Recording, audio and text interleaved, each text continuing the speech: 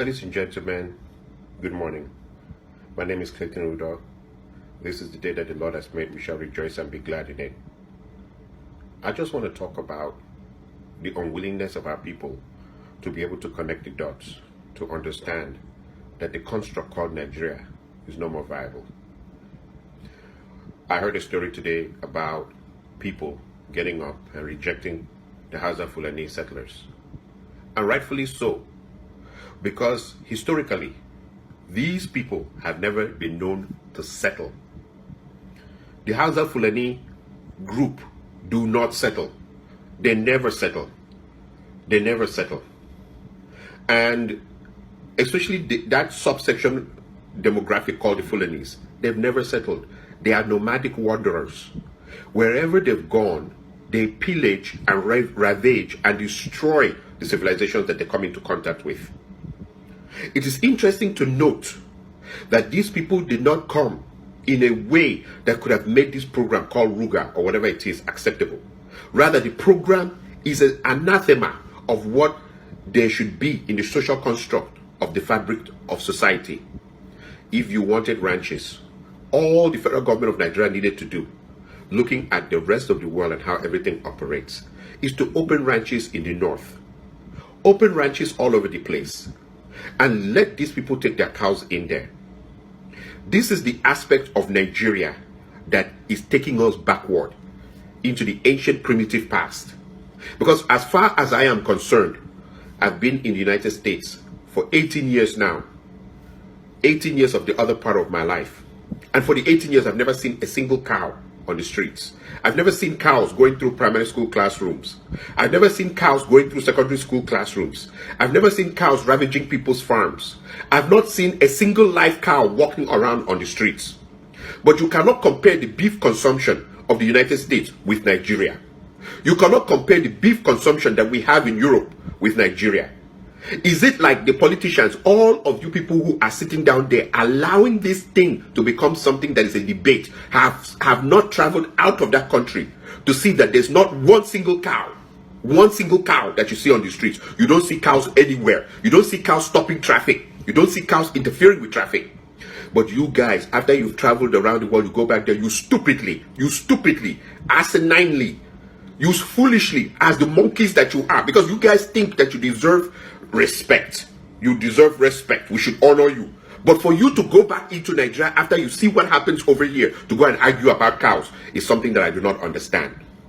In these days of mechanized farming, and because of that, I call bullshit on the Ministry of Agriculture. You are a piece of shit. You're sitting down there just annexing the money, doing what you think you have to do. You have nothing to show for your office, because this is an agricultural issue that should have been solved by your office. You see, Nigeria has collapsed. The construct called Nigeria is no more viable. Why should this even be an issue that should be debated by the office of the presidency? Why should this be an issue that is debated by the governors? This is an issue for just the Ministry of Agriculture. Release that money, let them have their ranches in the north. Let mechanized farming step in for them. Actually, it would even develop their own area of the north. And then they can sit inside there and feed their cows. Oh, you don't have green grass? Well, you do like what other countries do. We would cut all the green grass and bind it in bales for you and sell it to you over there in the north. You buy it from the south. But for you to come and vigorously, not even vigorously, violently try to annex lands that do not belong to you and actually kill people, bring in terror, that is unacceptable. That has nothing to do with ranching. That has nothing to do with the upbringing of cows, animal husbandry. It has more to do with a very, very serious agenda in which we of the southern regions of Nigeria will reject it. Hence, we say, all hell Biafra. For those of you who are still part of that construct of Nigeria where when you wake up and put on your suit and tie, you go and argue about cows, good luck to you. More grease to your elbows. But for those of us who don't want to, because they say, meaning it's not only stealing that is a thing of shame. Sometimes it's shameful that a person who is the president of Nigeria will force you with your good clothes and your agbada and your whatever. I don't care what your title is. Architect, doctor, engineer, professor, that you are arguing about cows. In this day and age, 2019 is a thing of shame. that Nigerians are arguing about cows in 2019. I'm ashamed of all of you. Look, you know what? If you want to remain stupid, you can be stupid inside there. But some of us who are watching what is happening, we know that this is very, very unnatural. Nobody should be able to be arguing about cows. I call bullshit on the Inspector General of Police. You are a piece of shit. And here's the reason why I call bullshit on you, sir. And I call it out with all amount of energy and power as a Biafran. How can you have one demographic that is heavily armed with AK-47s and M16s and A-15s opening shots into the air when people are trying to tell them, don't bring your cows into our farmland? Don't you have some kind of problem that another group is as armed as the police? That should not happen anyway. In any place where the Inspector General of Police knows his office, knows his power, there should be no ethnic group that is armed beyond another ethnic group. It's not to your own advantage anyway. That is where arms leak for armed robbery. That is where arms will be used for thuggery. That is where arms will be used to cause disruption of the peace in the society. But are you thinking, no, because you're uneducated, how you got there was through politics? I bet you don't even have a master's degree. You know nothing. You are a northerner. All that you know is your love for your cows. Same with the president of Nigeria. How we can live in this day and age, it beats me to understand that the president of Nigeria cannot even speak English. He cannot speak English. He cannot express himself. He cannot express himself. Why Nigeria settled with that, we don't understand. Those of us who are very, very sharp, those of us who are very, very quick to connect the dots, those of us who want to hand over a better destiny, a better generational outcome for the children to come, for our lineages to come, we want to get off the seesaw called Nigeria. It is interesting that some of you, like I say, with your suits and your ties, today is Buhari, tomorrow you're going to argue it should be a southerner. Next tomorrow you're going to argue it should be someone from Yoruba land. Tomorrow you're going to argue it should be someone from a house that the Fulanis will come with their own problems. They'll start trouble. They'll threaten, if you don't let us win election, we will start problem. And Jonathan Goodluck had to step down. Those politics need to be eliminated. For you guys, I want to say this here. Every man from Akwa Ibom State, every man from the Igbo areas of Nigeria, every man from Port Harcourt, every man from Bayelsa, every man from Edo or Delta, for you to hand over this kind of inheritance to your children, you are very, very wicked. The idea that your children will come to meet this thing of who is going to be the next person in charge, is it Hausa, Fulani, and who is going to be the next person in charge, is it the Yoruba man? Break it up. End this nonsense. It is ridiculous. You know what I would have expected of Buhari as a president? I would have expected Buhari to take his position in the African Union to start to talk about things like the African Intercontinental Trade System, in which we still have the vestiges of the old colonial system, making it difficult for even Africans to communicate with Africans, making it difficult for us to even get visas to travel within Africa. It's easier to get a visa to travel from Nigeria, out of Nigeria, to get a visa to travel from Nigeria to Mozambique, to get a visa to travel from Nigeria to Angola or any of these African countries, because of what the colonial system left. I thought that the president of Nigeria would be involved in making Africa become a unitary power, just like Europe joined up together to make the European Union, like the Brexit issues, like United States is a power to its own, that Africa would have united. I thought the African president would have done, Nigerian president would have done something like that. I thought the Nigerian president would have finally united African countries to question the World Bank on the valuation of currencies, which is not seen in any chapter in any economics book. There is no economics book that talks about the good of the valuation of currencies. And I can tell you right now that for you to lower your currencies to the point that foreign countries come to take your resources for pennies on the dollar is a shame. It's the greatest scam in history. Instead, you go around chasing little kids who are on their computers, working in their bedrooms. I would have thought that you as a president would have turned around and said that this is a country that doesn't have constant electricity. Places like Mali have electricity now. Places like Ghana are talking about constant electricity. Nigeria doesn't have constant electricity as we speak. I would have thought that as a president, you would have been someone who would have been interested in constant electricity and running water. A healthy disposition for any society to have clean running water. No, you're sitting down there thinking about cows, how cows should go into the southern aspects of Nigeria. I would have thought that as a president, as you're sitting there, that you would have tried to kick up the industrialization of Nigeria. Nigeria is one place that up till this day, and people, this is the shame of Nigeria, that we're still discussing Ajakuta Steel Complex. we're discussing a steel complex that started before I was born and has not been able to be completed till this day, and it's not online, it's not in any productive state, that you would have closed that issue, that curse, once and for all, and created so many industries in Nigeria. We would have thought that you as a president, President Buhari, that you would have also kicked in the prosperity of your people. You are one person that cannot multitask. You are very linear in nature. Your fighting corruption doesn't mean that you cannot also create prosperity in the nation. Rather, you have created the pseudo-prosperity that we're seeing among the presidents and governors of Nigeria, pushing everybody back into the farm to go and become farmers. And then they themselves are the cosmopolitans. They themselves are the ones who hold the money. They themselves that have their children going to foreign universities. They themselves are the ones driving the nice cars. And the whole populace, the masses, go back to the farms and farm with this valued currency. And then they become like China, where we have the largest lower class in history, just farming, just working in the factories, just working, and then you guys become the new class of the elite, having the money and everything. And I am ashamed that you guys have no foresight, no vision to change the educational curriculum of Nigeria. Of this point, every person who knows and has a brain knows that nobody graduating in any Nigerian university, their degrees are regarded as toilet paper. That you will change the curriculum and make a connection in which even foreign students can come into Nigeria to come and take credits, like I see in Ghana, like I see in other places. Foreign students come into Nigeria to come and take credits because Nigerian education is on par with the rest of the world. It's number one. So therefore, they come to take credits here, and their credits are recognized by the universities over there. People want to come for summer in Nigeria to come and take credits in universities all over Nigeria. They're struggling against the Nigerians. No, you've changed Nigeria into a caricature of what it should be. Every minister right now under the Buhari regime is useless. They're just there. Every ambassador, I call out the ambassadors.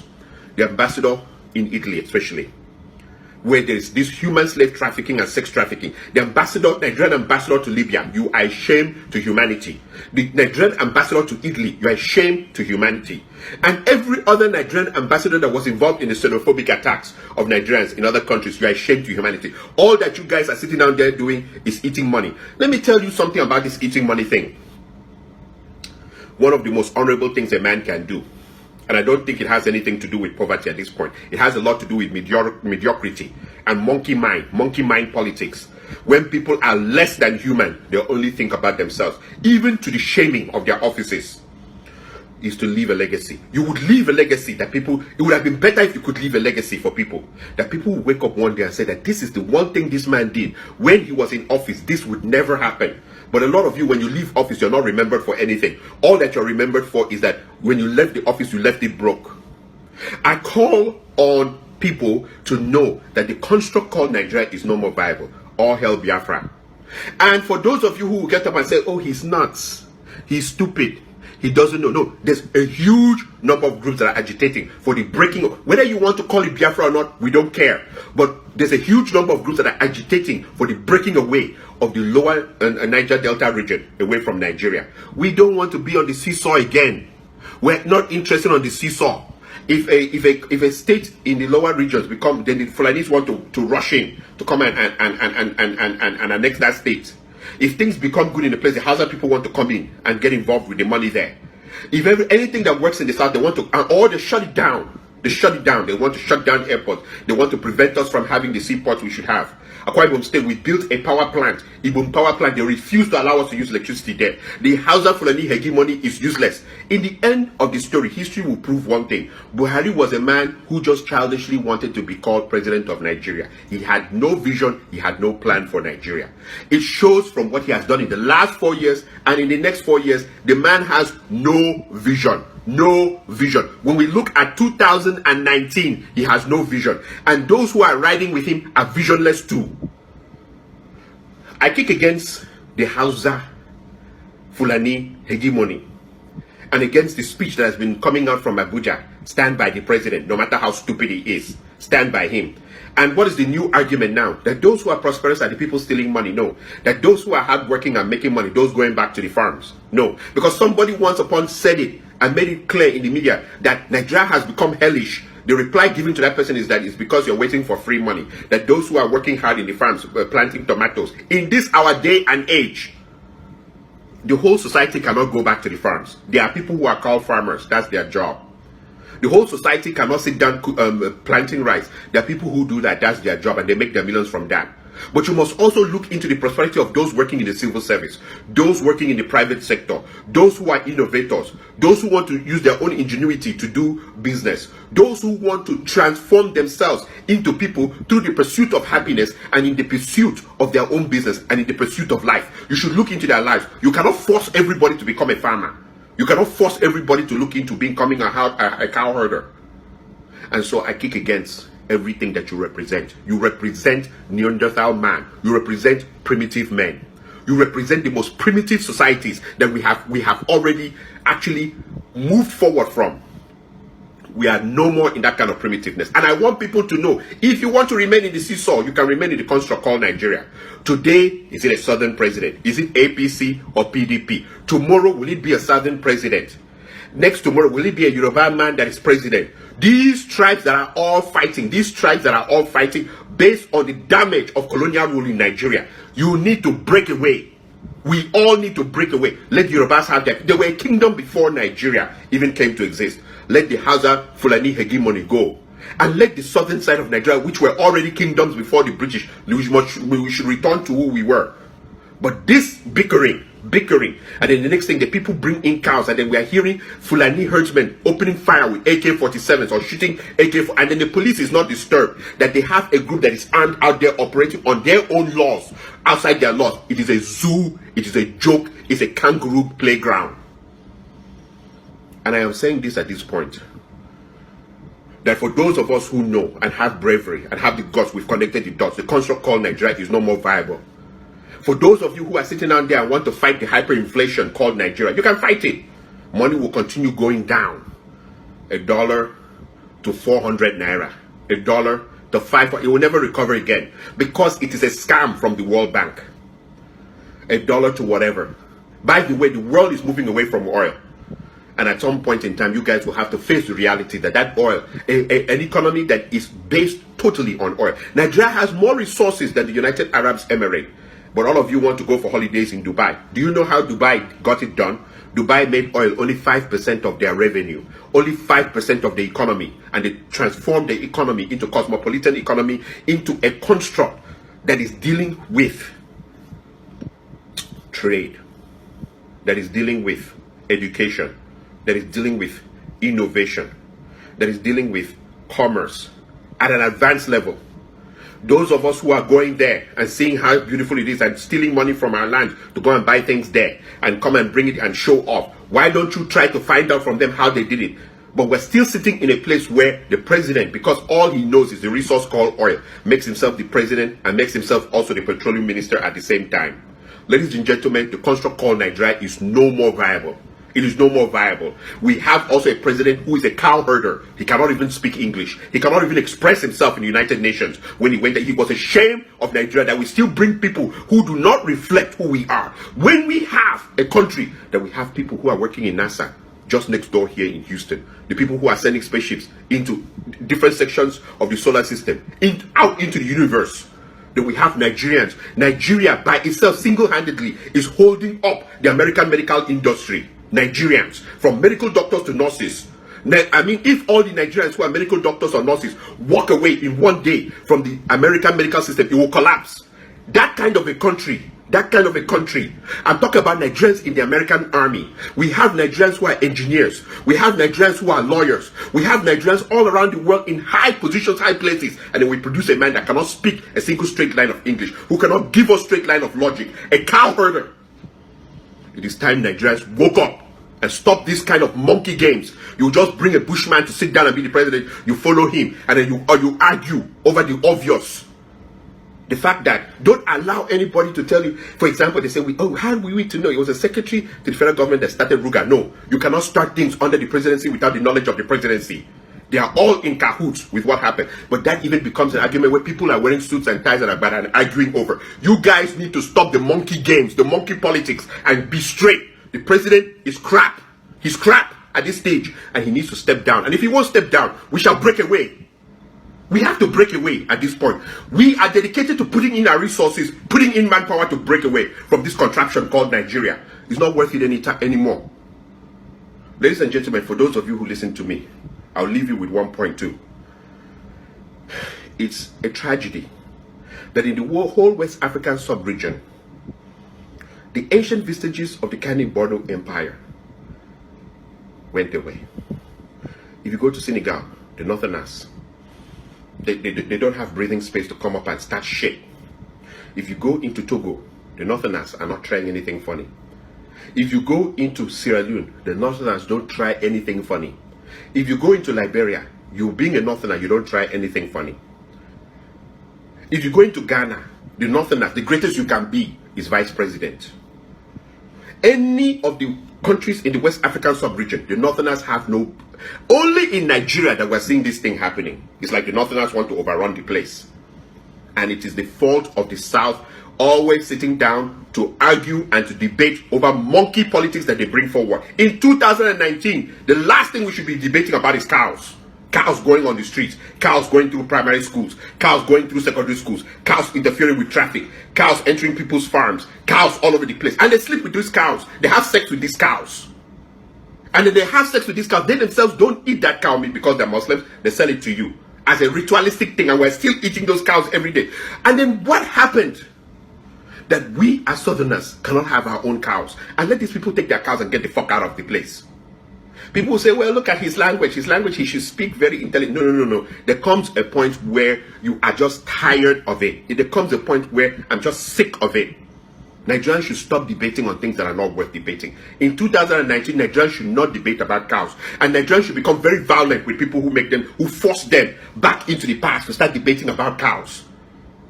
I do not want to debate about cows.